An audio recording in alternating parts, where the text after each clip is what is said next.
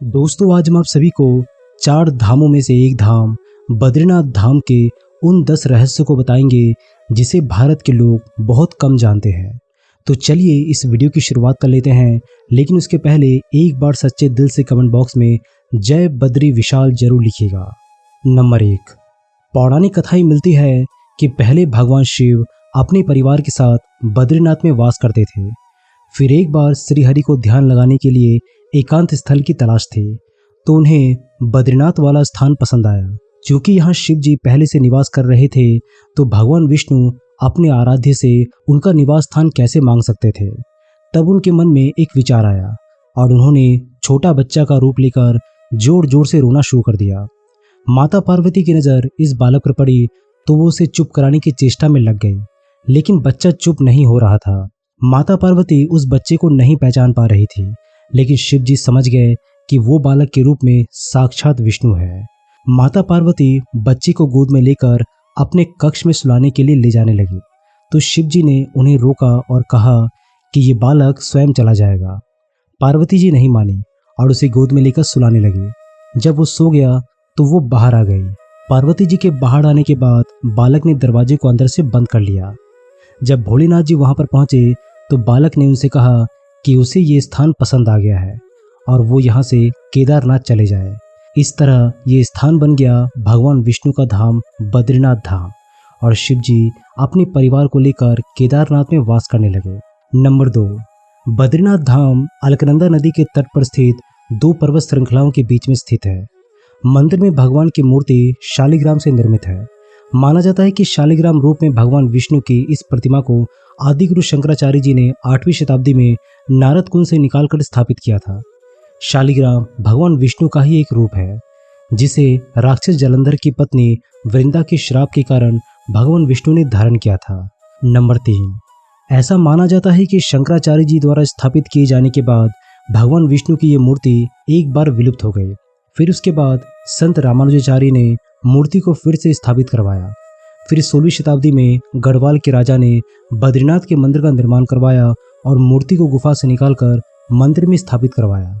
चौथा, पुराणों के अनुसार भूकंप, जल प्रलय और सूखे के बाद गंगा लुप्त हो जाएगी, और इसी गंगा की कथा के साथ जुड़ी है बद्रीनाथ और केदारनाथ तीर्थ स्थल की रोचक कहानी। भविष्य में नहीं होंगे बद्रीनाथ के दर्शन, क्योंकि माना जाता है कि जिस दिन नर और नारायण पर्वत आपस में मिल जाएंगे, बद्रीनाथ का मार्ग पूरी तरीके से बंद हो जाएगा। पुराणों के अनुसार आने वाले कुछ वर्षों में वर्तमान बद्रीनाथ धाम और केदारेश्वर धाम विलुप्त हो जाएंगे, और वर्षों बाद भविष्य में भविष्य बद्री नाम के नए तीर्थ का उद्गम होगा।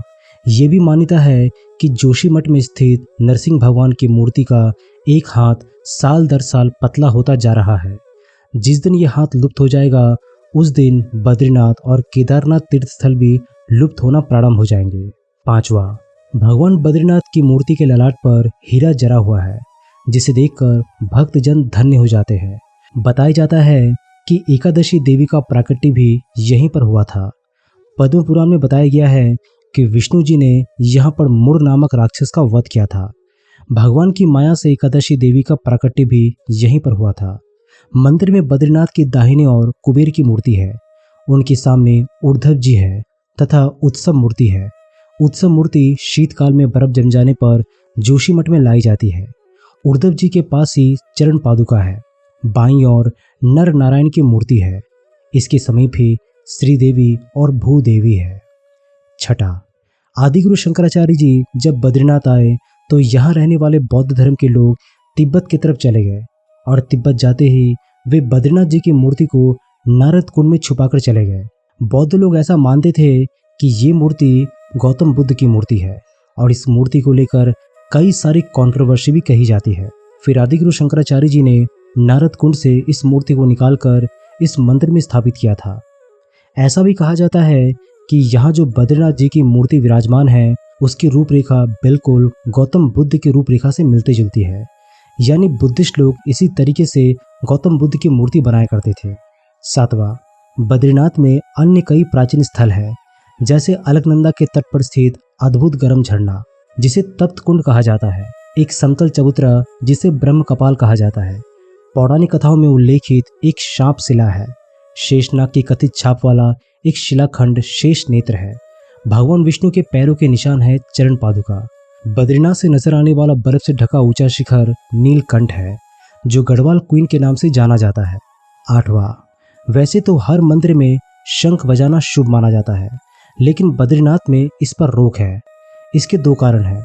पहला कारण ये है कि बद्रीनाथ मंदिर के आसपास का पूरा इलाका हमेशा बर्फ से ढका रहता है। ऐसे में शंख बजाने से इससे निकलने वाली ध्वनि बर्फ से टकरा सकती है, जिससे बर्फीले तूफान आने का खतरा रहता है। दूसरा, बद्रीनाथ में शंख न बजाए जाने का एक आध्यात्मिक कारण भी है। शास्त्रों के अनुसार एक बार माँ लक्ष्मी बद्रीनाथ में बने तुलसी भवन में ध्यान कर रही थी।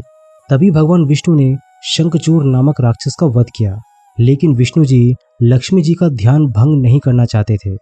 इसी कारण उन्होंने शंख नहीं बजाया। तब से बद्रीनाथ में शंख नहीं बजाया जाता है। 9वां, जब भगवान विष्णु ध्यान योग में लीन थे तो बहुत अधिक हिमपात होने लगा। भगवान विष्णु और उनका घर हिम से पूरी तरह डूबने लगा। ये देखकर माता लक्ष्मी व्याकुल हो उठी। तब उन्होंने स्वयं भगवान विष्णु के समीप खड़े होकर एक बेर के वृक्ष का रूप लिया और समस्त हिम को अपने ऊपर सहने लगी। माता लक्ष्मी जी भगवान विष्णु को धूप, वर्षा और हिम से बचाने की कठोर तपस्या में जुट गई। कई वर्षों बाद जब भगवान विष्णु ने अपना तप पूरा किया तो देखा कि लक्ष्मी जी हिम से ढकी पड़ी है। तो उन्होंने माता लक्ष्मी के तप को देखकर कहा कि हे देवी, तुमने भी मेरे ही बराबर तप किया है, सो आज से इस धाम पर मुझे तुम्हारे ही साथ पूजा जाएगा।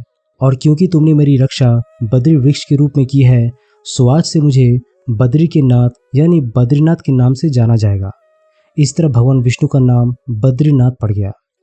10वां, चारों धामों में से एक धाम बद्रीनाथ धाम के बारे में एक कहावत प्रचलित है कि जो जाए बद्री वो ना आए ओदरी।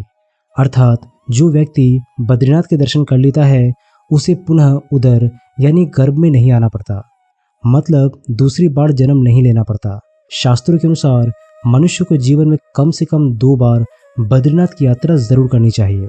दोस्तों, क्या आपने बद्रीनाथ जी के दर्शन किए हैं? अगर हाँ, तो इससे जुड़े सभी अनुभव हमसे जरूर शेयर कीजिएगा। वीडियो पसंद आए तो वीडियो को लाइक, शेयर और चैनल को सब्सक्राइब जरूर कर दीजिएगा। मैं हूं आपका दोस्त प्रदीप। जल्दी मिलता हूं आप सभी के साथ एक नई वीडियो के माध्यम से। तब तक के लिए अपना ख्याल रखिएगा।